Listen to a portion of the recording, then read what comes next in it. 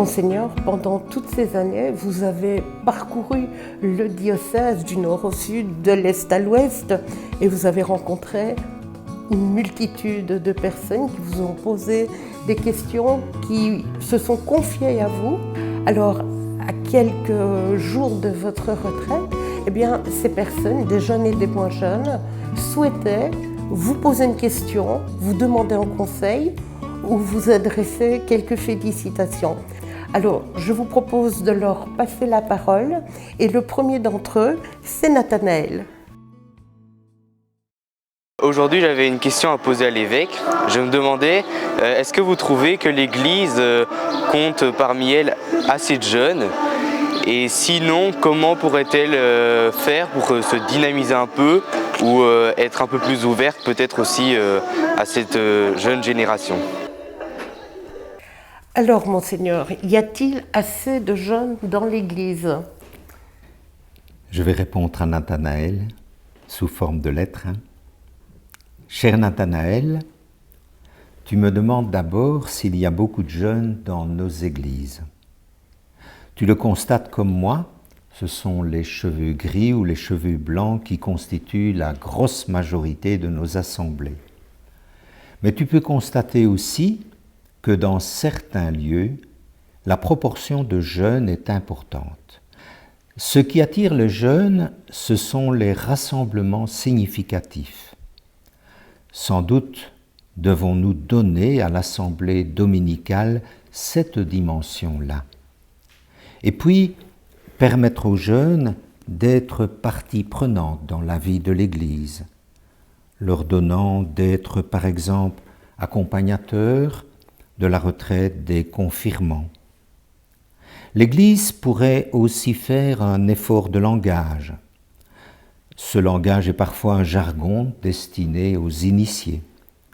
Mais surtout, elle doit revenir à l'essentiel, à Jésus et à l'Évangile qui, eux, ne déçoivent jamais. Eh bien maintenant, on va passer la parole à Rose-Marie. Vous l'avez déjà rencontrée à plusieurs reprises à Beaurain et je crois qu'elle souhaiterait vous y rencontrer prochainement. Bonjour Monseigneur Warin, je suis Rose-Marie, je suis investie depuis de nombreuses années à Beaurain. Vous me rencontrez régulièrement. Je vous pose peut-être une petite question par rapport à notre nouveau site. Comment le trouvez-vous? Qu'y avez-vous trouvé de bon, de bien? Quelle grâce? Et peut-être allez-vous nous revenir plus souvent? Alors, serez-vous prochainement dans le nouveau jardin des apparitions de Beaurain? Voilà, chère Rose-Marie, les recteurs des sanctuaires de Beaurain et de Banneux se sont accordés pour faire de cette année l'année du 75e anniversaire de la reconnaissance des apparitions. Dans le diocèse, c'est le 2 juillet 1949 que Monseigneur André-Marie Charru a publié son décret de reconnaissance des apparitions. Alors le 7 juillet prochain, je serai à Beaurain pour l'ouverture de cette année et aussi pour inaugurer le jardin rénové. Tout porte à croire que la restauration du jardin attirera à Beaurain de nombreux pèlerins, parmi lesquels moi et vous. Et bien maintenant, on va passer la parole à Jonas. Jonas, qui est un jeune du diocèse et qui a choisi de vous emmener parmi vos souvenirs. Bonjour, je m'appelle Jonas, je suis étudiant en général et aujourd'hui ma question est quel est le souvenir principal qu'il a eu avec des jeunes?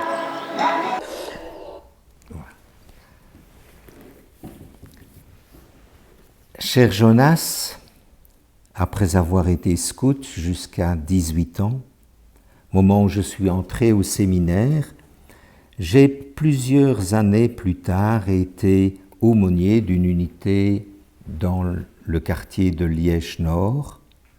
Au total, nous étions 200. 2 meutes de louveteaux, une troupe éclaireur, un poste pionnier et 2 clans routiers. cela m'a marqué comme m'a marqué le Patro que j'ai accompagné de 1990 à 1994. La pédagogie du Patro est légèrement différente de celle du scoutisme, mais tout aussi belle. Alors ce qui m'a marqué dans le diocèse de Namur, c'est en particulier le pèlerinage de juillet, le pèlerinage des jeunes à Lourdes.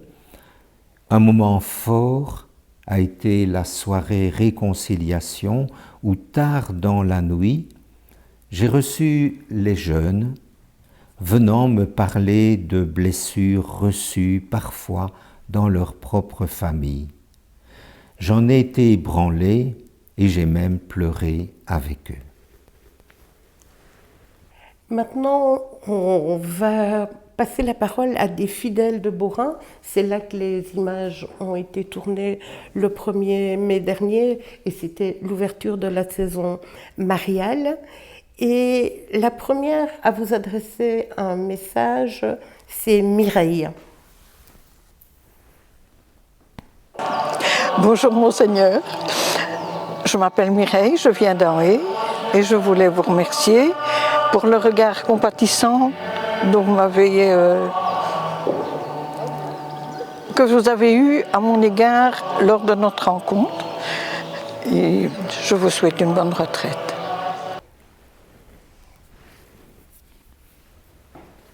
Chère Mireille, je te remercie pour ton message de sympathie et d'encouragement. Tout dans l'Évangile est approche de l'homme souffrant. Comment pourrais-je être prêtre sans, comme le Seigneur, faire mienne les souffrances de mes frères et de mes sœurs? Alors Hugo, c'est aussi un jeune qui se prépare à vivre dans les prochains mois une étape importante. Je m'appelle Hugo, j'ai 17 ans et je suis à l'ITN. Je suis aussi nouveau d'église. Je vais me faire baptiser en 2025 et ma question c'est comment lire bien la Bible? Cher Hugo, je me réjouis de ce que tu demanderas à l'Église, le baptême et aussi la confirmation et la communion, pain pour la route, l'année prochaine. Ils étaient 17 cette année, 4 fois plus que l'an dernier parmi les catéchumènes, et on m'annonce qu'ils seront 40 en 2025. Alléluia. Tu me demandes aussi comment bien lire la Bible. Je réponds en commençant par la lecture d'un évangile, par exemple l'évangile de Luc. Et puis, je te conseillerais une lettre de Paul, la première qu'il ait écrite, la première aux Thessaloniciens. Et pour la suite, tu te fais accompagner par l'équipe du catéchuménat. Encore 2 réactions. La première, c'est celle de ce fidèle de Beaurain qui attendait avec impatience l'ouverture du jardin. Il vous adresse un petit message. Voilà. Donc, monsieur l'évêque, je vous souhaite une bonne retraite et reposez-vous bien. Et continuez à prier pour chaque personne, comme vous faites d'habitude. La prière est essentielle.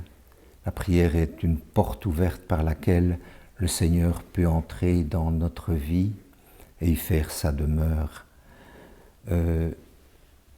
J'ai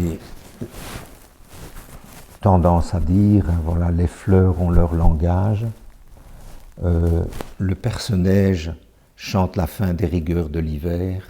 La primavera annonce le printemps, la primavera, comme on dit en italien.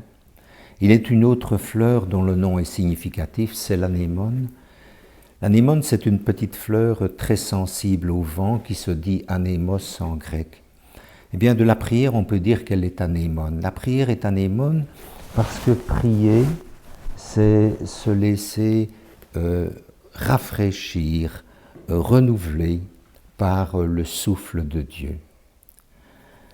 La prière est anémone, elle est le contraire de l'anémie, c'est-à-dire de l'appauvrissement, de l'étiolement, de la dispersion. La prière est anémone, petite fleur qui fait chanter la vie et lui donne couleur de Dieu. Alors, un dernier témoignage, c'est celui de Patrick Baudard, que vous connaissez bien. Vous l'avez ordonné diacre en vue du presbytérat. Le 30 juin, il sera parmi les 4 jeunes que vous allez ordonner. Monseigneur, voilà, que diriez-vous à un jeune qui se pose la question du sacerdoce, de la vie consacrée, aujourd'hui, à l'heure de l'Église du XXIe siècle, où on l'a dit trop souvent institutionnalisée, ou parfois un peu trop décriée, un peu trop absente? Qu'est-ce que vous lui direz à ce jeune-là qui se pose la question, un jeune qui a peut-être 20 ans, ou quelqu'un qui a une petite carrière professionnelle et qui se cherche? Voilà. Qu'est-ce que vous savez lui dire sur le sacerdoce, et en quoi le sacerdoce peut-il encore apporter quelque chose à ce monde d'aujourd'hui? Un jeune qui pose des questions sur l'avenir, comment l'encourager à entrer dans l'Église?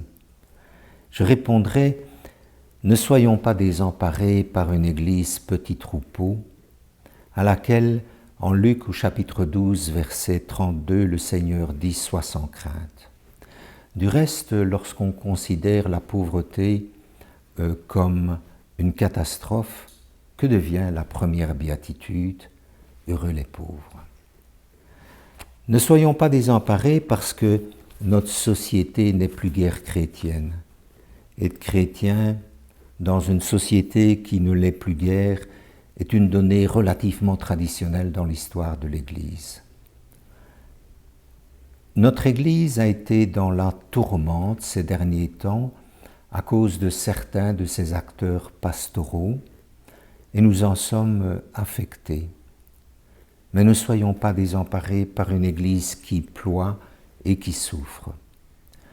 L'agonie, la passion de Jésus ne peuvent pas ne pas marquer l'Église si l'Église est réellement le corps du Christ. Ayons la foi qu'à travers l'événement pascal, la résurrection, l'Église est toujours en état de naissance. Eh bien, merci Monseigneur d'avoir répondu à ces questions de diocésains que vous aurez l'occasion de rencontrer plus longuement, c'est certain, sur le terrain. Je vous souhaite déjà une belle et bonne retraite. Merci à vous, madame.